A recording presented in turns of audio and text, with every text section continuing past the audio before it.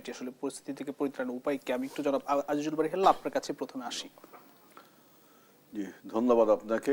এটা তো একটা আমি দেখলাম যে কন্টিনিউয়াস প্রসেস। আমি সেই দীর্ঘ 2 বছর ধরে দেখছি যে সীমান্তের হত্যা মোটে থামছেই না। সীমান্তে আমাদের নাগরিকগণকে ভারতীয় বিএসএফ গুলি করে মারছে।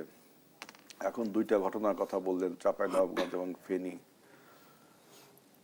এখন ভারতের এই যে অ্যাটিটিউড, যে বাংলাদেশের এই পরিবর্তনকে যেমন ভালোভাবে নেয়নি, তারপরে আমাদের উপরে একটা বাণিজ্য নিষেধাজ্ঞা দিল, একটা ভিসা নিষেধাজ্ঞা দিল। আমরা সব চ্যালেঞ্জকেই মোকাবেলা করেছি, কিন্তু এই সীমান্ত হত্যা এইটা তো একটা মোকাবেলা করতে গেলে আন্তর্জাতিক আইন, সীমা, তারপরে ইন্টারন্যাশনাল বর্ডারে যে সমস্ত আইন আছে সেসব আইনের দ্বারস্থ হতে হবে। কিন্তু ভারত তো এই সমস্ত আন্তর্জাতিক আইনকে তোয়াক্কা না করে এই কাজগুলো করছে। এবং আমাদেরও যদি ওইভাবে মিলিটারি পাওয়ার বা আমাদের সীমান্তে পাওয়ার যদি এরকম না থাকে, তাহলে তো একচেটে এগুলো করছেই।